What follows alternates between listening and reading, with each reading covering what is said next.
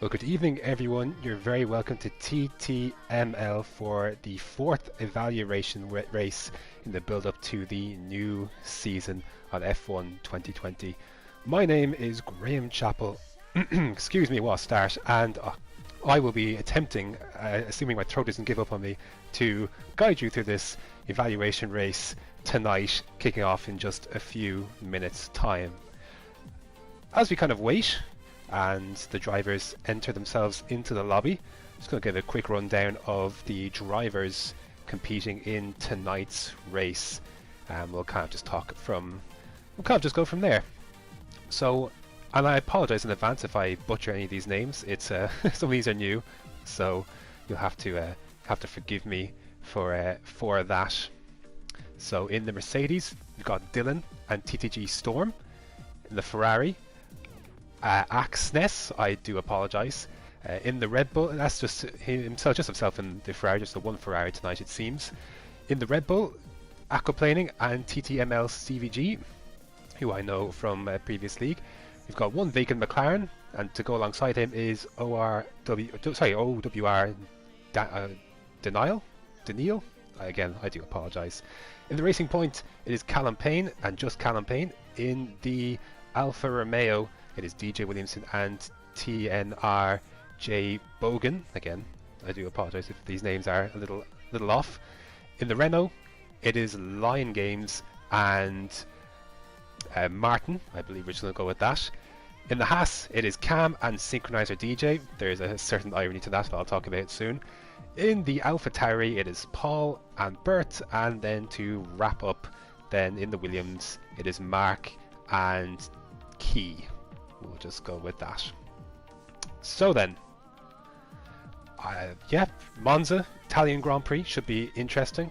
We've seen some interesting races in the other evaluation races so far, and I expect tonight will be no exception to that as well. I believe, we're going to have a few drivers obviously not in the mix. That's okay. You don't need a full grid to have an entertaining race. Monza is a track that promotes good battling and some good side-by-side action as well. Plenty of long straights. We can get into that just a little bit in a few minutes time. Well, I for one am really excited to get this underway. I really am. I'm impatient to do it, and I'm kind of sad there's another 4 minutes to go before we do end up get going. But again, a lot of this is going to be a learning curve for everyone, as kind of, drivers just learn each other, because some of these drivers have never raced against each other before, and well, there's some familiarity in other places of the grid. So kind of it really is an assessment, not just for the league itself, but for the drivers competing on the grid as well, as again, a lot of them wouldn't have raced with some of these other drivers that have joined with the merger. So that's an exciting prospect to get into, as we continue to tick down towards countdown. 13 drivers in so far. Hopefully we'll see a few more before it is all said and done. I do apologise in advance that you're stuck with just me. we're going to stutter and stumble our way through, but that's okay. I'm glad you're here. What else would you want to be doing on a Friday night than watching some good old racing action? I know I wouldn't want to be too many places elsewhere, but hey, we shall we'll have a good time with it, and we'll just kind of progress from there. A lot has changed obviously in heading over from F1 2019 to F1 2020. Plenty of challenges for the drivers to try and overcome. Top of that list will be ERS management, especially at a track like Monza That's going to be a really interesting factor. See who uses it and to which degree and how early you use it as well. Strategy looks like it's going to be fairly simple as well. Again, we can get into that a little bit later on.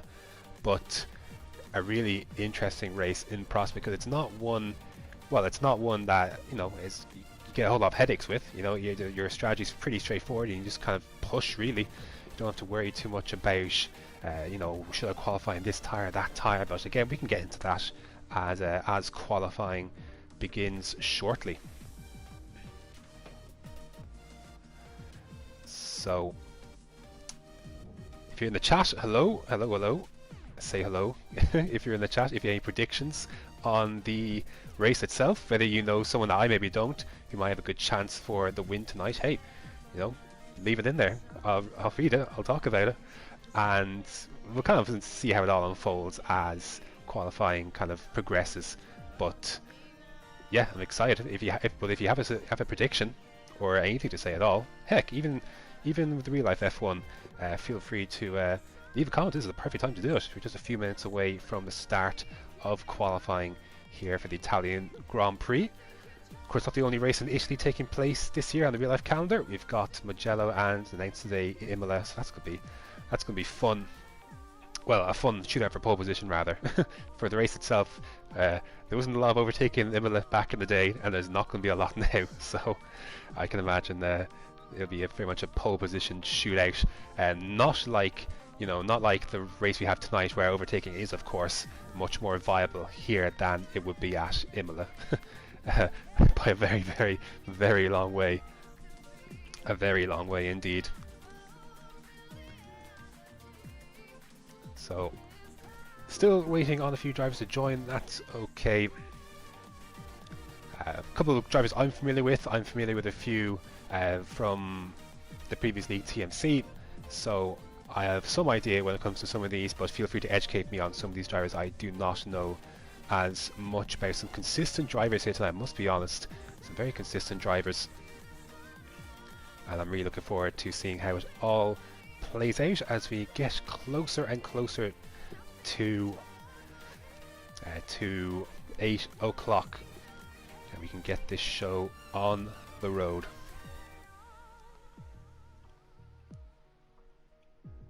I believe we are going to do that just now. So it looks like we're going to have 13 drivers. We can make the most. We'll make the most of it. And yeah, looking forward to seeing how all this unfolds.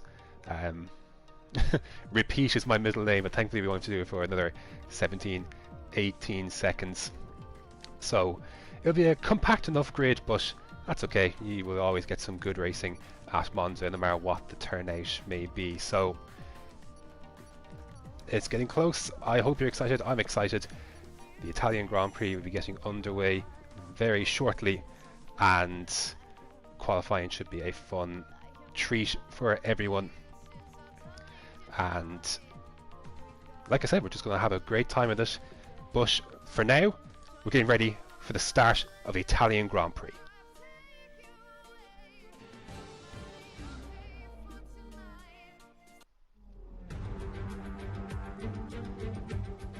Welcome to the Italian Grand Prix at Monza, the Temple of Speed. And well, there'll be lost speed tonight as you spend over 3/4 of the lap on full throttle along the 5.7 kilometre, 3.6 mile circuit. With a long run down to turn 1, of course, it is the scene where the fastest F1 lap in history took place, as Kimi Raikkonen set that benchmark in 2018. 11 corners around this circuit, so a very short run indeed, but the quickest one coming at the final one, Parabolica, and the drivers just unwind onto that long straight where the first of the DRS zones will open up, and the chance for overtaking into the first chicane will present itself, along with a second one heading down towards the Ascari turn, named after Alberto Ascari. So, with all that said, qualifying is going to get underway, and I can't wait. I really can't wait to see who establishes superiority around the fastest track on the calendar. Should be good fun to see as well. We'll talk through some of the pole times from the previous evaluation races, and it should be all good. That took an awfully long time to to get going. I was afraid we'd black screen, but apparently it just took a very long time. So qualifying is underway. If things are too loud, feel free to let me know. But out on track, a couple of drivers, Cam and Synchronizer 2 on the two Hasses rather out quickly, looking to get things underway. I will actually take that down just a tiny bit. A little loud for my liking. So they're going to get us underway. Medium tyres for Cam, soft for Synchronizer. Of course, just because Cam is starting on mediums doesn't mean he'll build up to a set of the soft compound tyres near the end of qualifying. So, but they're kind of the only ones that had a ton of activity now. There is, as you go on board Bert, a lot of activity as they exit the pit lane now. But we'll stick with Cam as he heads to Ascari. For the first time on his outlap, we'll get the telemetry up, see what the story is. A very nice addition to this game, as you can see what laps are invalidated and what ones are not. So we don't have to spend forever wondering and wondering and wondering as they head up to the line what the time should be. Here comes Cam then, as he opens the DRS then to get qualifying officially underway. And getting up to speed of 215 miles an hour in a heavy braking zone down towards turn 1. You can used to take that curve used to be a lot more vicious. You can take a lot more of it now than you used to before. And then as you unwind onto the Curva Grande, flat out again, approaching 200 miles an hour. And then heavy braking into the Della Roger chicane. Entry very important. So you can see you could hear actually got a bit of a tire on the gravel there on the exit of that chicane, but a very clean lap so far for Cam. That Del Roger chicane is one of the make or break parts of the lap. There are very few braking zones, so it's important to nail the ones that are actually there, and important to take as much out of Ascari as you can without cutting it. Let's see what Cam does, and he does indeed take too much out of it, and that is how quickly your lap can disappear in the blink of an eye. That Ascari curve really is one to master. If you can, well, you get a good lap time out of it as a result. Here comes Synchronizer then in the other Haas. He looks like his lap hasn't been invalidated. He's got Renault behind him of Martin.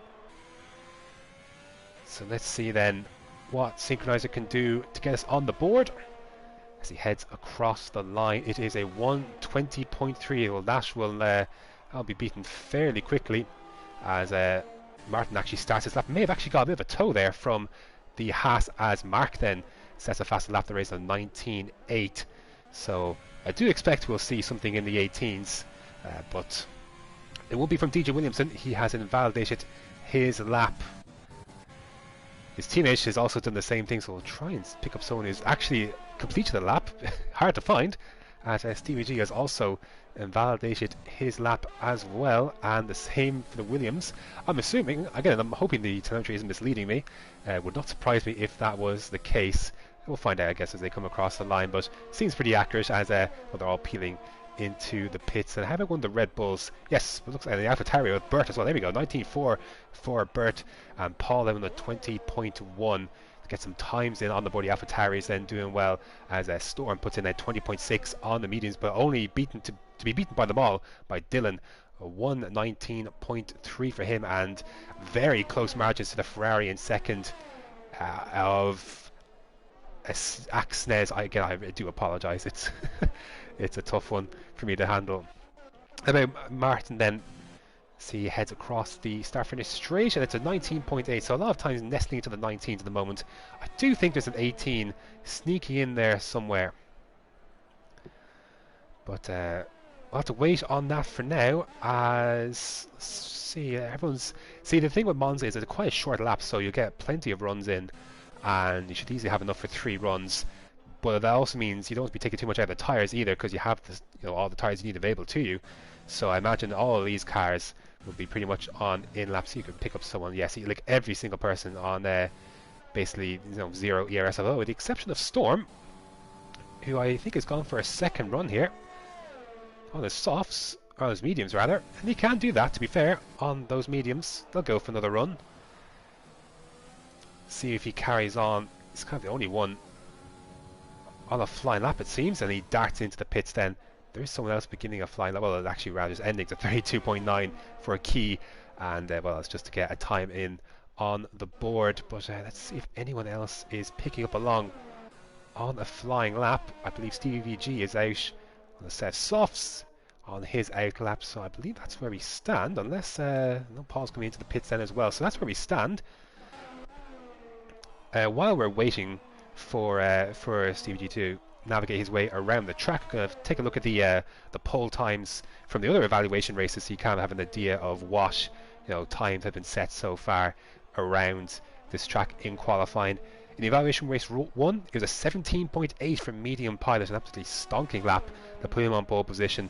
In the evaluation race 2, an 18.2 from ILRT Dashi, and in evaluation race 3, an 18.5 from Captain Chubb. So you can't see the deviation, 3/4 as we've gone down the evaluation races.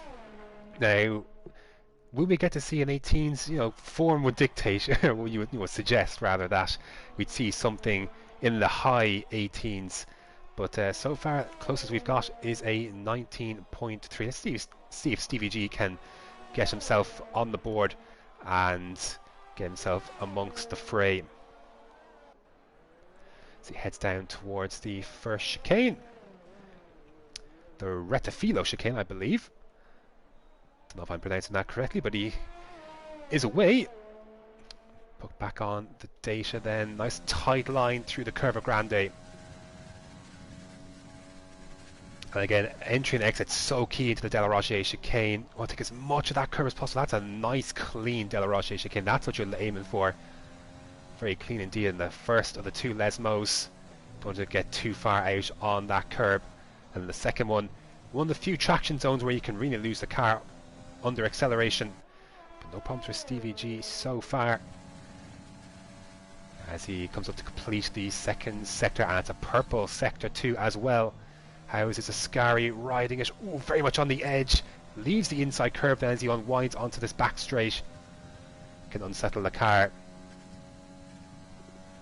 And one last braking zone. Much higher than it would seem to nail this Parabolica. But here we go then. What can Stevie G do? Can he get into the 18s? The first of the 18s. Can he do it? No. It's a 19.3, and just over 200s he has taken provisional pole position, so a good lap from him. It was shaped up to be a quite nice lap. Not into the 18s, but I think there's a bit of time to be fine there. That is definitely close to the 18s. A 19 flat from Bogan in the Williams. That's a convincing margin. The end 3/10 clear for the time being, and that is now the benchmark they will all have to beat. But still quite a lot of time to go though, 9 minutes, so plenty of time for another run. Let's see, pick up a car. Oh, getting close to the edge of a lap. That'll be Paul just beginning his lap. Synchronizer looks like he's on a flying lap. His teammate is slowing down. It's Mercedes of that'll be no, it won't be Storm. It'll be his teammate. Let's see what Synchronizer can do then. Very low on fuel, so let's see then what this lap time holds. Looks promising. 19.7, only good enough for 6th place though. How about Bert then just starting his flying lap? The other Williams of Mark is going to peel into the pits then, so a couple of cars stringing across the line. Most of them just beginning their laps though. Let's see if you can pick up anyone who's actually finishing a lap. DJ Williamson was, but he's invalid, and he files then into the pit lane, which leaves Stevie G then to file into the pits. So then we're going to expect a few cars then to file away across the start finish line. Let's see then what we've got. Key then stays in 11th. He's starting a lap, but that was Dylan, I believe, who just jumped up then, or rather, sorry, there was someone else who jumped up off that I've lost track of. Axnes, again, I do apologise, he peels into the pits then, so that does just leave Paul then, who's got a lap together, but I believe it is 3 seconds down on his previous best, so I wouldn't be surprised to see him peel into the pits then at the end of this lap. There is a Mercedes behind him. That will be Storm, rather Storm's teammate, who will just be picking up a lap now, having invalidated the previous one. So recharge the batteries and go again.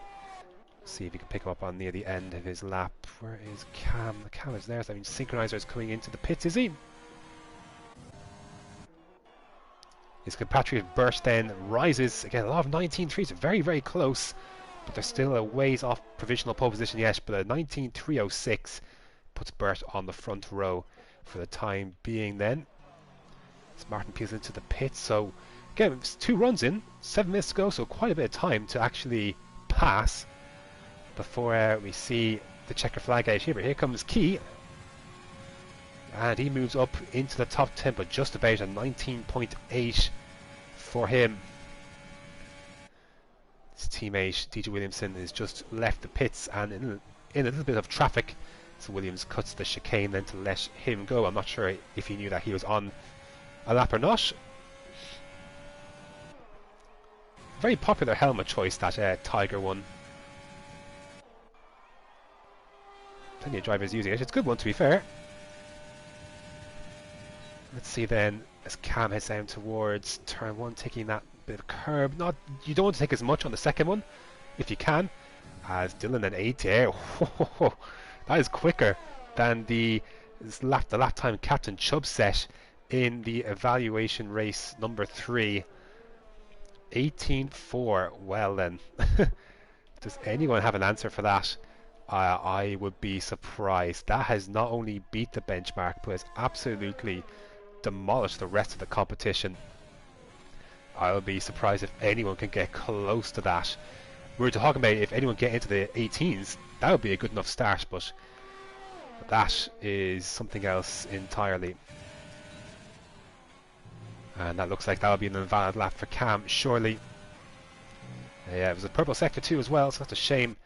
I wonder if he'll have enough energy to go again if he wanted to on the Sev Softs, but might be better off with, you know, taking close to 5 minutes remaining now in the session. He might be better off just peeling into the pits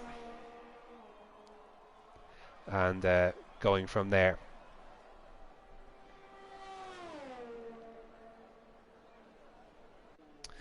Apologies, I had to switch. I didn't realize the other stream had ended, so I had to do a quick switch.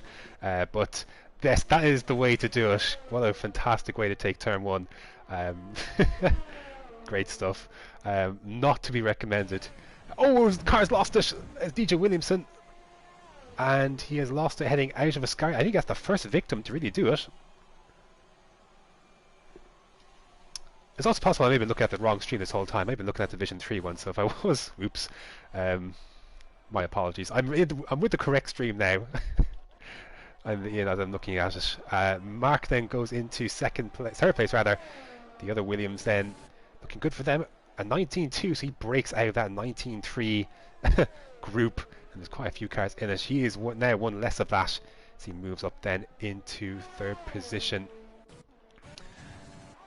As Paul then starts a lap in the AlphaTauri, just over 4 minutes remaining, so getting close then to the end of this one. Again, how much time do you leave? Do you decide to maybe leave, enough time maybe for a run plus an invalidation in case that's the way it breaks? Or how do you go about it? Or do you just leave one fuel run and then just go from there for the quickest lap possible without being encumbered by unnecessary fuel for an in lap? Well, we'll see. We'll see pretty soon actually, because there's only a few cars left on track and a few of them are heading into the pits. Pause on that. Well, he's the furthest forward. He'll go on board with the AlphaTauri. So he heads up towards Ascari. Let's go on board. Beautiful on board this AlphaTauri. Unpopular amongst some, but I think it's fantastic. And with the Honda engine, sounds absolutely beautiful on the overrun as well. But then here comes Paul then. 20.1, the slowest of all the people have said time so far. Full throttle, lets the car drift out. You want to try and cut back in to minimize the distance, run towards the line just like that. And it is a 19.6. It is an improvement, and he gets himself into the top 10. I think Storm is actually just recovering from an off there. There was a yellow flag heading out of Ascari, so I wonder if he may have come a cropper heading out of that turn, but not to worry. It's going to be tight. See if he gets back in and out then.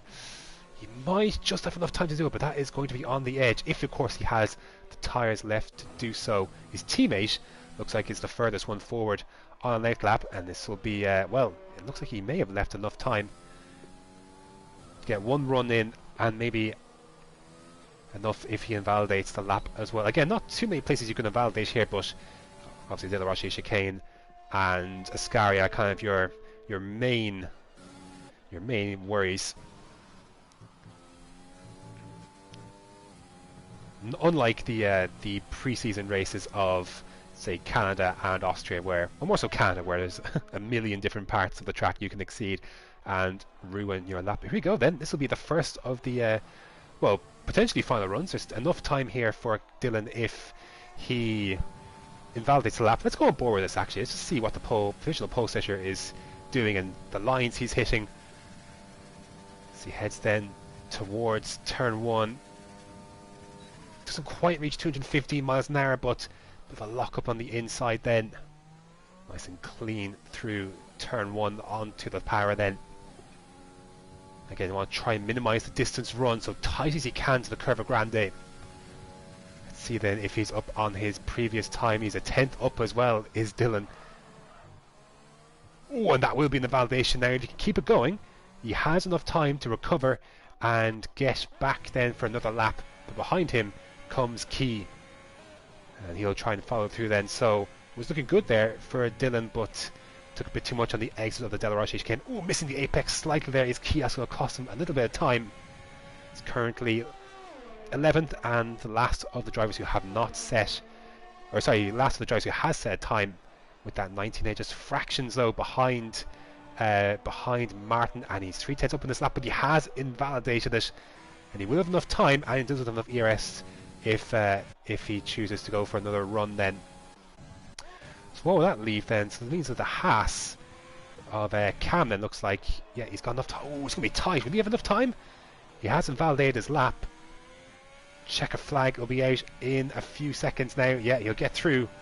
But he's going to come into the pits then and bail on that lap. Will Storm get out? No, he's going to run out of time.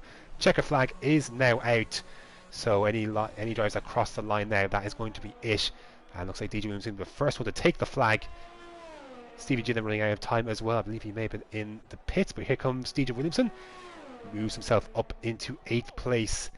Displaces Martin out of the top 10. He's going to stay there because he has invalidated his final run, as has Synchronizer. Bert looks good though. Bert looks like he has kept it going. But he stays 4th, an 19.249. It was an improvement, but not enough of an improvement to see him up the order. Sorry, Stevie G had actually disconnected, but he's actually managed to get back in. Here comes Mark then, first to Williams to cross the line. It's an 18.6, that is more like it. He is into P2 then. Axnes then stays in P6. The other Williams of Bogan, can he displace his teammate? No. An 18.9 for him. Doesn't look like I actually counted though, which means I think Dylan is our last driver to cross the line, and he is not going to improve. He has invalidated the lap, and that is your lot for the Italian Grand Prix qualifying. No improvement at the top then, but there didn't need to be. but not by as much as you may have thought though. Dylan just about, well, not just about, 0.2 of a second sneaks. Not sneaks. He takes pole position, less than 2 tenths ahead of Mark then in second. Bogan then in third. Bert in fourth. Stevie G then did well to get back in the session before it actually expired, so he's actually in the race, assuming he doesn't disconnect in the next 27 seconds. Axnes then in 6th, Storm in 7th, DJ Williamson in 8th, Paul in 9th, and Synchronizer rounds out the grid in 10th place. The advantage for Martin, Key and Cam qualifying outside the top 10 is, well, in normal circumstances you can obviously choose whatever tire you fancy, but in this case there's not a lot of drivers in front of them, and rather like you can actually, there's not many drivers in the session, so they're much further forward and can obviously select a set of mediums if they so choose. I imagine we'll see 1 or 2 on mediums. May as well from P11 or 12 or 13. May as well try something different. The rest, of course, are locked into the tyres that they qualified on inside the top 10, so that'll be soft for all. Again, not too much of an issue at this race than other races such as, say, China, where you wouldn't want too much to do with the softs. Monza has come in one of those tracks in recent games where you can use the softest compound tyre, and that is perfectly viable. That isn't the case at all circuits on the calendar, but it is here, so I expect we'll see a soft to medium run, unless maybe damage occurs on lap 1, but I think damage is actually off, so no need to worry about that.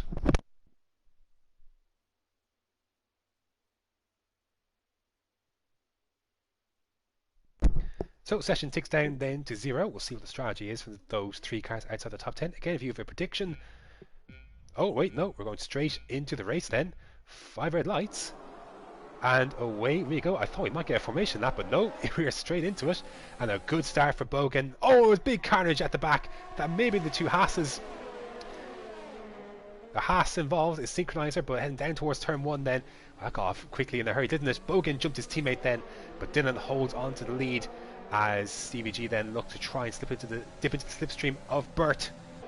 As Paul then and Cam exchanging places behind. Strategy you can see on the screen. No room then for Stevie G on Bert this time round, and two Haas, absolute disaster, a disaster for the Haas cars. As you can see Axnes is gone deep into the first lesson, and Storm sneaks through then as they try and find through. 1.4 second gap already between Mark and Bert. Stevie G then ERS activated, no DRS of course inside the first 2 laps. And Stevie G is going to hold around the outside. He's going to get through with the overspeed. And Storm, contact on the back then, unsettles the car. It jumps across the chicane. Will that unsettle the car enough to get Storm into the position he wants? Paul in right behind this as well. So a very quick start, this Italian Grand Prix. But one that Dylan is leading as side by side then. Somer's gone deep, has he? Will Paul then, he's actually run out of ERS on the exit of Parabolica is already. Axnes has got a penalty already. I assume that's for running wide on the exit of Parabolica. But here we go then.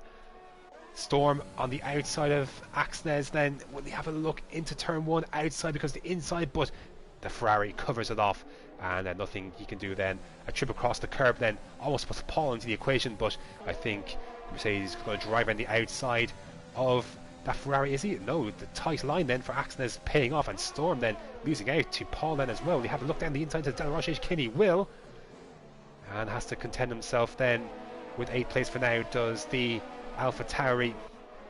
But there's some interesting action then to kick off. It's all happened so quickly. I'm so thrown off by the lack of formation lap. I can't believe it. There's not any time to sort myself out. At the front though, still half a second rather, just under between Dylan and Bogan. Great start for Bogan, and then Mark got jumped in by his teammate then.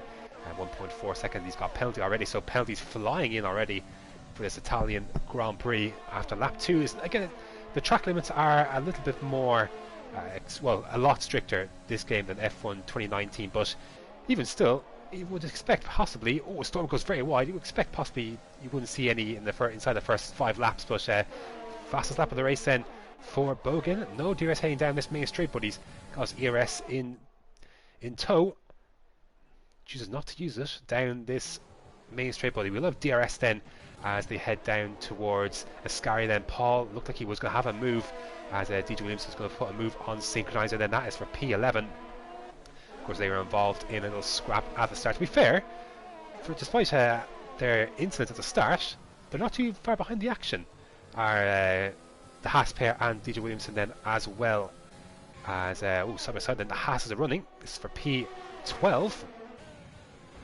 On the brakes, bit of contact, but Cam then holds on. Then almost stepping onto the gravel there was Bogan, but he's got DRS in for the first time. Not using his ERS though, and neither is Dylan, to be fair, so he's holding on to that position despite. And synchronizer goes off. Sorry, it's Cam rather. Cam has lost out on the exit of the second Lesmo, so I'm not sure if there was contact between his teammate, but losing the car, and he's further adrift than he was the start of this lap. That's unfortunate for Cam. back end looking to step away a bit from Bogan as he head out of the parabolic. He's lost a little bit of ground then to Dylan as they head across the start-finish line. First time down this main straight that DRS is enabled. No overtake though, and again Dylan choosing to save his overtake as well, so two of them saving a little bit here, as you can see. Then once again the Mercedes and the Ferrari dueling. This time Storm on the inside becomes the outside then for turn 2, and he should just be able to traction his way through. There he goes then. Storm then up into P6. Nothing doing, heading down to Del Roche chicane between Dylan and Bogan. As Cam picks up a penalty. Let's see if Paul will have a look on the Friday as well. So this trio been battling for most of this race, for most of this 4 laps. So looking quite tasty. At the moment it is Storm at the head of that train as the Ferrari tries to respond. He's got the full complement of ERS available to him as well. And will Dylan have a go this time? No. Not the best place to have an overtake unless you can clear a significant amount of time between the Ascari and then the start-finish straight then, as again Ferrari and Mercedes renew their duel. This time Axnes then takes back that position from Storm, and Paul then right behind that. Even Key then getting involved, and even Martin not too far behind that. He's going to go for a move. Is Key. No overtake mode enabled. So this is pure speed coming out of Ascari, and he takes that position, and he will have DRS. And the cars in front. And again, same story at the top. No overtake being used to try and defend or being used to attack. And Mark is in the back of this battle then as well. And again, Storm overtakes the Ferrari. Will Key then try and follow his way through? See what the exit is like. Oh, he's tapped the rear of that Ferrari. Just about holds on to it. That'll give Storm a little bit of breathing room as they head down towards the Curva Grande. Again, any action between the top 3? No, nothing doing. Very much line astern. Haven't really decided to try and go for a move, but this time then Key on the outside of Del Roche chicane sweeps in and makes that corner his, and he takes P7. And so Key then moving his way up through the field. You can see the position changes there of 5 places, having started from 12th, and is of course on the medium tyre, so looking quite good for Key at this phase of the race. Again, it's curious that these guys aren't really trying to attack with their ERS and overtake mode. So you do wonder who will blink first then, heading into the pits, because I think that might be the one. That'll be the thing that gets, well, creates some sort of action then between this top 3, because they really aren't willing to attack each other much. Let's see if anything's doing on lap 5 then. They'll flag in sector 2, that is DJ Williamson. He's lost to coming out of Ascari. Again, nothing doing, as the field has spread just a little bit. Second now between Storm and Key, so crucially no DRS, and Key needs to try and recover some ERS as well, as DJ Williamson having trouble trying to get going again in the right direction. So it's not been a race it's not been a good race for him so far, but yeah, a long way back now of the chasing pack. Very nice and easy then from Bogan across that Del Roche chicane. How about Axnes then? It's got a lot more ERS than Key in front, and with no DRS from the Mercedes in front of that Alfa Romeo, I wonder how much of a defence he can put up against the Ferrari behind. And Martin then getting, as this stint goes on, Martin will be closer into the mix as well with his medium tyres. Penalties cropping up all over the place. That is one for Bogan then, as well as Axnes chooses to save some of his ERS then, as he's heading out of into Ascari rather, as that's DJ Williamson again facing in the wrong direction. Any action up at the front? No, still there, although Mark is getting close to being dropped out of DRS range. He is actually out of the second window, but we'll have DRS of course heading down this main straight. It looks like another battle then. ERS mode enabled, overtake enabled rather, and Key goes defensive. Will the overspeed be enough though? Can he stop in time? Can Axnes? Beautiful side-by-side racing, and just squeezed out and comes across the track and makes contact with Martin, and he flies with the polystyrene boards. Bit of a squeeze there from Axnes on Key. Maybe could have left him a little bit more space, and that unfortunately poor Martin was just caught up in that as an innocent bystander collected in that incident. and that's unfortunate for him. Ooh, a bit of a moment there for Bogan heading out of second Lesmo. This could have been a nasty incident.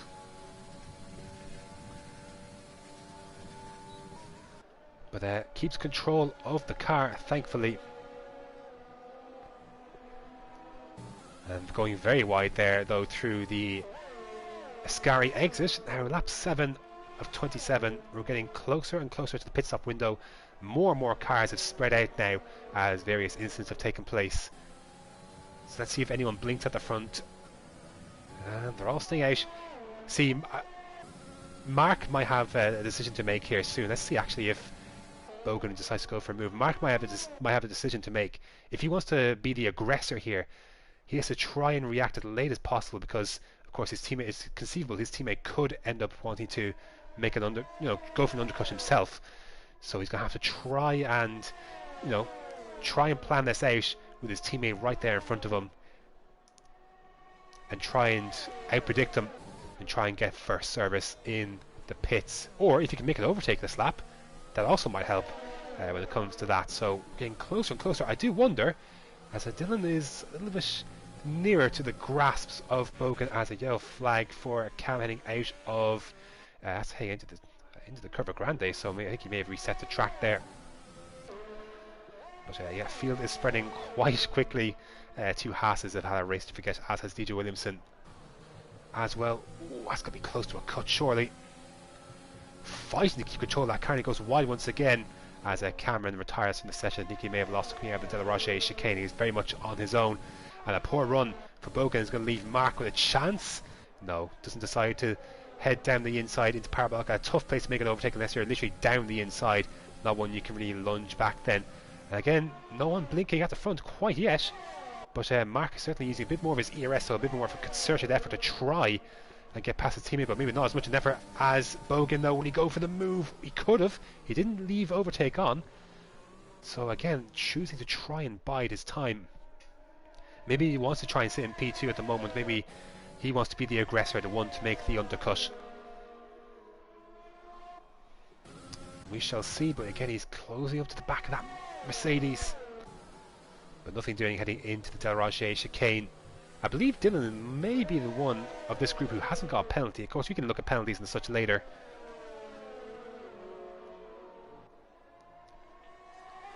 But for now, still very much, well, only a third into the race. Oh, that was the next session there, and yeah, another penalty then for Bogan. He has been driving on the edge and has had to try and wrestle that car a few times. So I'd say Mark is probably looking a bit more comfortable than Bogan this time, but finally overtake is enabled. I think Bogan sees this chance to try and make a move for the lead. 9 laps in, he's finally going to go for it down the inside into Parabolica. Will Dylan be able to hold it? Oh, makes a bit of contact as Mark is dropping back at this battle. Then will they dive into the pits? Bogan's going to dive into the pits, which means Mark has to carry on then. So just as he was fighting for the lead, he's now coming into the pits. The first of the front runners to come into the pits, and CVG and Bert following him as well. So I assume medium tyres will be the easy option here. Hard tyres going on CVG then. That's an interesting choice. Maybe that's a miscalculation, but hards would not have been the tyre I think many drivers would be going for. As where does Bogan emerge? He emerges just behind Martin then in 6th place. Bert then on mediums, and then Paul also going on to the hard. So as Storm and Axnes, and maybe didn't think he was that close to making a move, to be fair, but Axnes is through on Storm, so they pick up their battle once again. And just have a look then at Mark as he heads down towards Ascari, and DRS is open. Overtake is not enabled. Try to save a bit of that energy. Still quite a bit of this race to go, still over half. But I wonder then, was Mark gets a penalty then from P2. See if Axnes then he'll stay ahead for the time being, and so then expecting this duo to respond to Bogan then, who has still got a clear bit of track in front of him, 2 seconds behind Martin, as penalties are brewing for Storm. Let's see then what the story is at the front, and sure enough they do both peel in. Mark's got to get it. Oh yeah, you could sense that was coming, couldn't you? He was really struggling to slow down, and he has got a penalty for speeding into the pit lane, and he was much later on the brakes. Really once, oh, it was a bit of a fake there from Storm. I think he just wanted to try and get as much of the slipstream as possible. Really, once you hit the line, the entry line, you want to try and put on the brakes. It's a good reference point. Now, where is Bogan then? He is heading across the start-finish straight now. Purple sector 3, as Dylan has not stayed in front of him. So Bogan then has got the jump. Excellent lap. I think that was the fastest sector 3 then of the race. And that is Bogan then into the lead of this race. But we know he's got a few penalties up his sleeve, which I think the same can't be said for Dylan. And we saw Mark pick one up there a lap ago. So that's where things stand. Separation has been created by Bogan, 2 seconds. And Dylan's got separation of his own, 1.2 seconds to CVG then in 7th place. So CVG then not too far out of this kind of range, despite being on hard compound tyres. Maybe they'll come back to him later in the race, but the time lost from now until then might be a little much. But we'll see how this stint unfolds. Of course, they are going to the end of this race. But first, Bogan's got to try and make a move on Martin. Of course, Martin has contrary to what the telemetry is saying, he has yet to make a pit stop on those mediums. So the telemetry will even out. It's kind of how this always works, at least what I've seen so far. But a bit of ERS saved. Now when he's got a bit of a gap as Storm comes into the pits, this should be a fairly easy overtake. I don't think it actually need overtake mode. Beautiful helicopter shot, absolutely fantastic. And Martin shouldn't really fight this too much. He's not in the same race as Bogan then, and he moves into P2 then. Let's see where Axnes is then, because he was battling Storm. Just getting up to speed. He is through. So undercut working well then for Axnes, and even Synchronizers. This has actually worked out alright for Synchronizer. Yeah, he pitted a few laps ago onto those mediums, but Synchronizer is a driver I know pretty well, and he's very good on his tyres, so it would not surprise me at all if he were to go to the end of this race on those mediums. So he may suffer the pain later on, but certainly knows how to limp a set of tyres home. I know too well. So he's put himself in a nice little mix there, having obviously had a little bit of a foible at the start of this race. So here comes Bert then, who's already lost over a second already on Mark up front and is losing time to Bert behind. So the tyre difference here you can see playing into Bert's hands, while the advantage is slipped away from Stevie G. So he may be on the more durable tyre, but it isn't looking good for him, rather, as he tries to defend this P6, which I believe will become P5 once Key makes his one and only pit stop from those mediums, as Bogan has the fastest lap of the race at 21.9. Overtake mode enabled, and will be disabled pretty quickly then once he just powers through. DRS will be able to carry him the rest of the way and safely then into turn 1. I wonder if Stevie G will fight him. No, he's got very little ERS to do so, and is running low on fuel as well. This is a track where you don't really want to run low on fuel, because it's obviously you want to try and run as rich as much as you can, because, well, there's a lot of straights here, and hence straight line speed as much as you can get if you can. So having rich fuel mixture can obviously help with that. And if you're running low on fuel, then you have to try and reserve it, and hence less time you're running in rich and more you're running in standard and lean if necessary through some of these corners. If you look at the battle for P8 as Synchronizer on the back of Axnes for P8. I wonder where Key will come out in comparison to this lot then. See the gap to the sorry, that's the wrong one. There's the gap to the leader. You can see those yet to make a stop yet, and that is Paul facing the wrong way out of the second Lesmo. So we've seen a couple of cars struggle through there, and Paul is the latest victim then. As he gets himself straightened up, he is sadly back in P11. So nice 2.56 margin Bogan's created against Martin, but now Dylan and Mark are catching up to the back of that Renault, who of course has yet to make a pit stop, and need to dispatch this car quick enough, because at the moment Bogan is driving away and extending the gap as well. 3 seconds now to Martin, and obviously further to this little group behind. And well, Bogan needs all the margin he can get, because He has more than a few penalties and needs to create a bit of a buffer if possible. He's going to be a bit too far back this time to have a move on Key, but how about behind him though? Could Dylan make a move on Martin then, heading out of Ascari? He's too far back even with the DRS. As he snatches a break on the inside, may have run over that curb just a little bit. A nice clean run out of Ascari. Heading down towards Parabolic, he's going to be in prime position then to make an overtake heading into turn 1, as is Bogan, who should have a fairly simple job of dispatching this Alfa Romeo. Turns off overtake, and he will be through then into the lead of this race where he was fighting for before, and then Dylan will follow through then as well. So how quickly then, as he seizes the line, how quickly then can Mark follow Dylan through? That's going to be the question. He needs to try and do this quickly.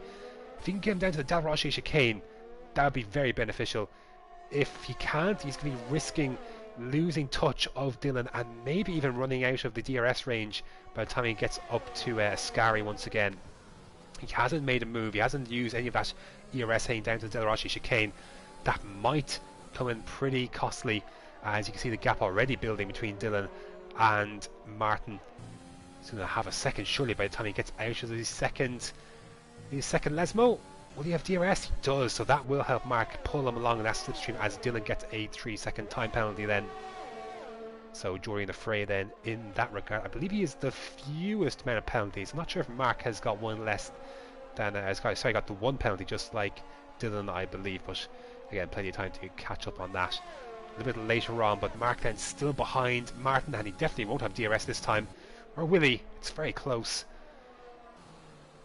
Let's see then as he heads out of the Parabolica, and a penalty then down the field. No, he's not got DRS then. He's out of that window, so Mark, that will help Mark get through actually, but you will have to try and close that gap because obviously DRS range he'll be out of when it comes to Dylan's Mercedes. But down the inside he goes, and he makes that move and moves up into effective P3 then. Does Mark, but 1.2 seconds behind Dylan. He's got to try and get back into that DRS range if possible, as soon as possible really. He might be helped by Dylan catching Key, but I wonder if Key will be making a pit stop before Dylan catches him, and maybe that, you know, sense of time that maybe Mark could gain through that means might disappear. But we'll see then. See what he can do if he can get back within that DRS range as quickly as possible. Give himself a good chance. But for the moment then, separation has been created. Still around a 4-second gap between Bogan and Dylan, which obviously matters a little bit more now that Dylan's picked up a penalty. 1.7 seconds the gap between Dylan and Key, 1.2 between Dylan and Mark. See the gap that Bert's already pulled out on Stevie G, 2.7 on those mediums. The difference then clear to see as Key then does come into the pits then, so that releases Dylan. Not that he was in DRS range anyways, but well, certainly well, I'm sure Mark will be disappointed that the Renault didn't, or sorry, the Alfa Romeo didn't hold up the Mercedes, as Martin then pits as well. Soft compound tyres, of course, will go onto that car. And out they come. Where will Key emerge then? Where's Storm? There's Storm. He's going to come out behind Storm, but on a set of softs that aren't 16 laps old. Worth pointing out. Ooh, he's getting close, isn't he? Is Mark back into that window? Still 1.1 seconds, so it was 1 second. And that's another penalty for Bogan, and that is not what he needs, because he's got a nice gap at the front. Doesn't need to be on the raggedy edge. Well, he might have to now that he's got an extra penalty, but with that kind of gap, he doesn't need to be pushing too hard or taking liberties with track limits. But he's certainly got the most penalties, I would say, out of this leading trio. Do you know what? There's not a lot else going on. We may as well have a quick check of this. Oh, that is 1, 2, 3, 5. Is that 5 penalties already? 2 penalties then for Dylan, and 2 penalties then for Mark, it seems. So that'll put Dylan then in the driving seat. I think it might just come down to track position in the end, at least for now. Well, obviously there's still 10 laps to go, so to obviously for these drivers to pick up another penalty. So, but at the moment, Dylan looks like he is in the zone, and another off for DJ Williamson. A few cars have actually done that, heading out of the Larche chicane. Yeah, obviously a part of the track. Obviously, you want to get on the power as soon as possible, but obviously we've seen a few drivers get on it a little bit too soon, and it resulted in many spins and what is sadly a fairly spread out grid.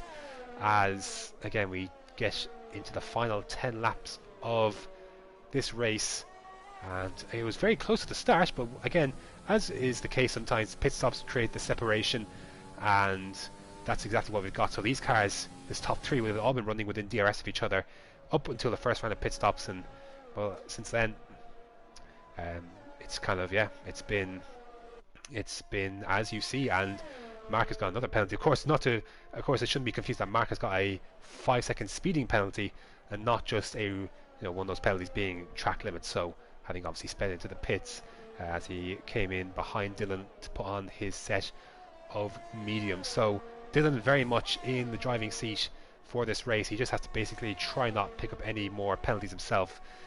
But I would even say if he picks up one, I would imagine then he's in a pretty good spot then for this race victory. But still plenty of time to go, of course.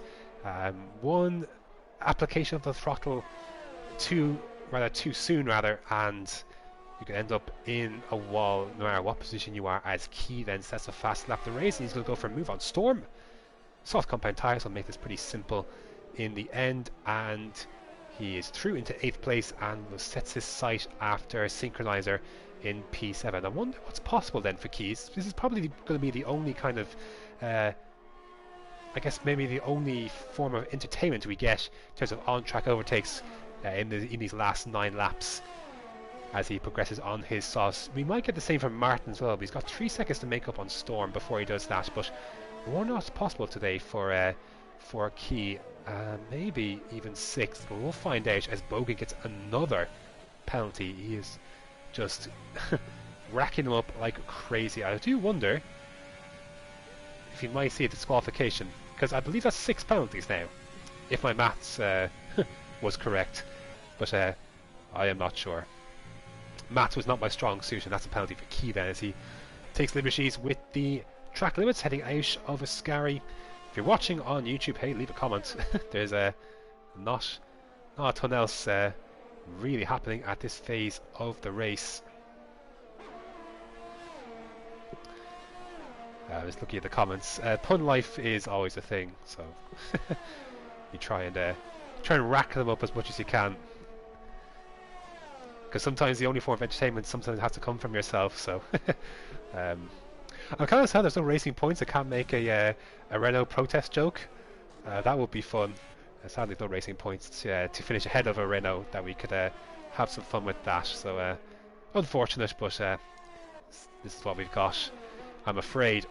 7/10 then, the gap between Synchronizer and Key, and that is dropping steadily. Of course, Synchronizer on an older set of mediums, having pitted a little bit before the pit window, having spun earlier in this race, and his teammate was involved in an incident at the start as well. So here we come then. DRS then will be enabled, overtake will be enabled, and this will be a very simple move for Key to make, and Synchronizer doesn't really fight him too much either, and he can file into P7 excuse me, and sell off after P6 then, which is Axnes, whose race has quietened down a little bit since the opening stint. Well, that's been this race in general, really. It's very much quietened down. And another penalty for Bogan.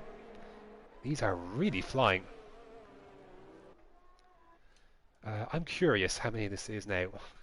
May as well. 1, 2, 3, 4, 5, 6. Flying through. Gap is pretty much the same. It's actually been extended a little bit. It was 3.4 as, pardon me, Martin gets by Storm. Tyre advantage very much in his favour, so nothing really groundbreaking about an overtake from that point of view, but apologies for missing it nevertheless. 7/10 already is the gap between Axnes and Key, so maybe by the time they get down to Ascari, you're looking at another move for Key, and I wonder if that'll be his lot. Maybe he might catch Stevie G on those hards, but we'll see. 5 seconds to make up in rather 7 laps. Well, 6 and a bit. Might be a little bit too much. We'll see though. Let's see if he can get by the Ferrari first, who takes a defensive line. So nothing doing this time for Key heading into Ascari. See what his exit is like again, trying to avoid that inside curb. Used to unsettle the car quite a bit. The smart thing to do here would be to wait for DRS. I think that's DJ Williamson again, who's about to go a lap down. Another spin out of a traction zone. That is the first chicane. And a simple move, I think, to make for Key in the end. Doesn't need to use too much of his ERS. As a Synchronizer is coming up to the back of this little fight as well. 4.5 seconds. He might catch it, you know. He might make that. Might catch that gap between himself and CVG in the Red Bull. 4 seconds and rapidly closing. So maybe we'll see Key get himself up to 5th place.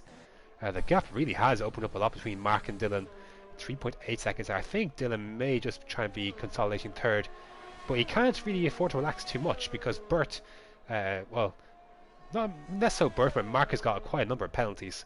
So that is, yeah, going to be a problem potentially for Mark. So he's good. He's got a top 3 pace here, but his podium position might be in jeopardy. But we'll see the penalty situation shake out in an interesting manner, I'm sure, come the end of this race, which isn't too far away now. Lap 22 of 27. Synchronizer trying to pull himself along with DRS there. Oh, he's run wide out of Ascari. Got off the throttle. If he had stayed on the throttle, I do wonder if he would have gone into a spin. As the DJ Williamson then retires from this race. We're down to 11 runners then. The gap's ever increasing, other than the 3.7 seconds between Stevie G and Key for P5. Will he run out of soft? Will those softs die on him before he actually catches and gets a chance to overtake that Red Bull? Is the question. I'm so thrown off. I think I heard a absolute rattle somewhere. I thought a car had gone off. I'm so confused by the as Dylan picks up a 3-second penalty there. I don't think that penalty will actually affect anything in this race. I think he's still very much on for the win, and he's even still closing the gap. He's actually taking a second out Bogan. The colour marker here for the AlphaTauri is what the Red Bull colour marker was last game, and vice versa for the Red Bull and the and the Toro Rosso of last year. It's going to take a little while to get used to that. Yeah, I wonder what happened actually. That lap. I also will check the lap times. A 23.1. Yeah, a very poor lap from Bogan there. He's doing 22s, and PB for Dylan 22.1. So he's catching then the back of that Williams. But again, he doesn't need to do anything about it. He's got this race very much covered on penalties, so that should be a fairly straightforward W for him. But just have to keep it on the track for these remaining few laps. As I'm impressed Synchronizer hasn't been dropped here by Martin out of DRS range. He has been dropped out of DRS range, but not before the detection zone. So at least he gets one more use of that straight line sweep before that Renault will disappear into the distance. 2.3 seconds now, the gap between Key and Stevie G. Again, ignore the telemetry for the rest of them are correct, I believe, except for the soft compound tyres. They are not 29 laps old. I would very much like to know what hacks are being deployed to make a set of softs run 29 laps in this 27 lap race. But no, the rest of them are correct, but I believe the softs are very much not correct. And meanwhile, Martin is called to the back of Axtes. DRS open on that Renault. And I don't think he'll go for moves not close enough to make a dive into Ascari. Again, you really have to be directly alongside them. A dive bomb into Ascari isn't really going to work out. Certainly not for you, and certainly not for the car you're fighting as well. As Storm picks up a 3-second penalty. He's running in P10 anyways, so not going to have too much bearing on this race. As actually both run very wide. Understeer for Axnes, dirty air for Martin, I'm sure. as he'll open the DRS and he'll zip on through, and that will be P7 for Axnes. I don't think he'll progress any, sorry, for Martin rather, and I don't think he'll progress any further than that in this race. I think the only position left to be determined here is the battle for P5 between Key and Stevie G. 1.6 seconds between those two, and that gap, obviously, as we've been following, has been falling pretty rapidly.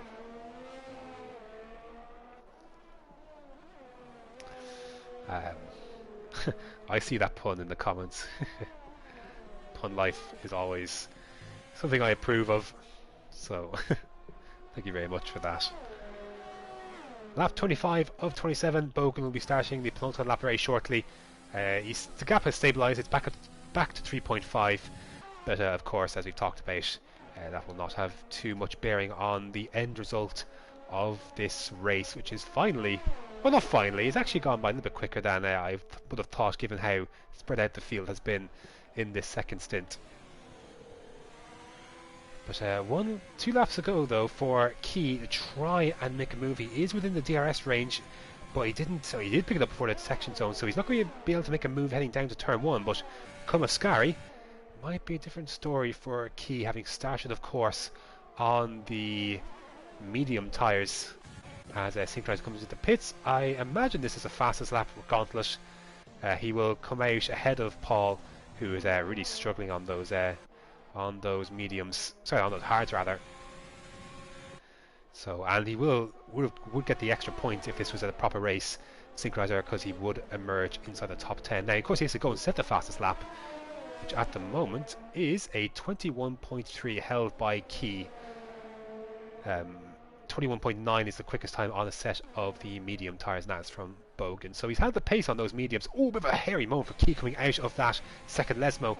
That might prevent him from having a go into Ascari, as that's another penalty for Mark. So if Dylan's victory wasn't already confirmed, well, I mean, that'll basically do it right there.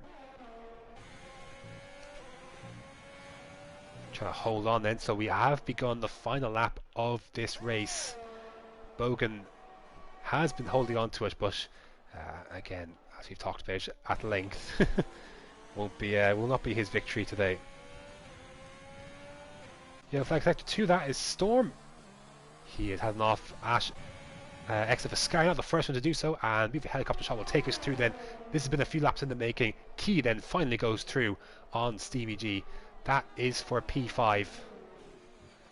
And another penalty for Bogan, just to finish this all off. So then Key did get that job done in the end, so fair play to him.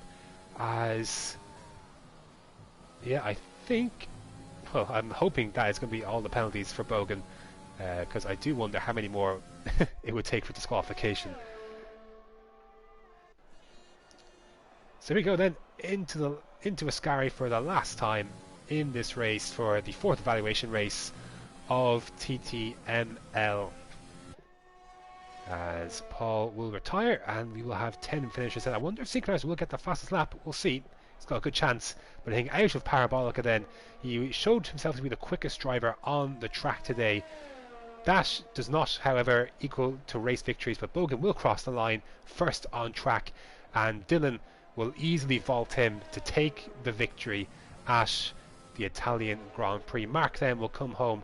Will he jump up to second? He does indeed, just about, and Bert will jump them all, jumping up to P2, so fair play to Bert. He jumps all the way up from 4th into P2. Stevie G will jump Key then to 5th. 6th then is Key. 7th will finish Martin. Will Axnes then? He jump anyone? No, he stays in 8th place. So Bert, the big riser then, heading from 4th into 2nd. So fantastic job from him. Just 3.8 seconds off the win in the end. So a little bit closer for comfort maybe than Dylan may have realised. As a Storm will finish in 9th place. And let's see then if Synchronizer can get this fastest lap then. There's time to beat, 21.3. And he does indeed set the fastest lap on the final lap. And that will be your lot for the Italian Grand Prix. Driver of the day will be Key, according to Codemasters. I would have given it to Bert personally, but there you go. That is that. So a good race result then for Burton, and Dylan did what he had to do. And Bogan, well, we're going to see the extent of the penalties in a second. It's going to be a lot. As I could see that. I'm unbiased, of course, but it's very good to see the Irish flag up on the podium. No, just kidding. I can be without bias, I swear. Anyways, let's run down through this result, and then we will call it a night. So Dylan then, just not well with 9 seconds. He wins then ahead of Bert, who just had the one penalty in the end in second. Mark then finishes third. Bogan with 24 or 21? 24 seconds worth of penalties finishes in P4. Stevie G then finishes in 5th. Key then 6th. Martin 7th. Axnes in 8th. Storm in 9th. And Synchronizer then will finish in 10th place to round out our finishing lot. So a lot more penalties than I was expecting, I am not going to lie. A lot more. I guess the consolation if you're Bert is that even with even if he had his penalty, even if he didn't pick up a penalty, it still wouldn't have been enough to win the race, and that's always a crumb of comfort when you come that close, I guess. But close enough then.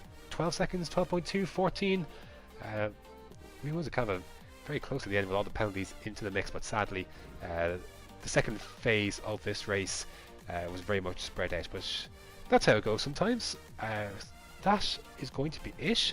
I do thank you for sticking with me as I stutter and stumble my way through on my own through a race that is admittedly not the most entertaining in the second phase at least, but that's how racing works sometimes. But anyways, that is going to do it. Thank you very much for watching. Season opener won't be too far away. Stay tuned to the Twitter accounts, which if you're not following, let me quickly just find it, and in case you're not following the action, why aren't you following the action? We can get you following the action.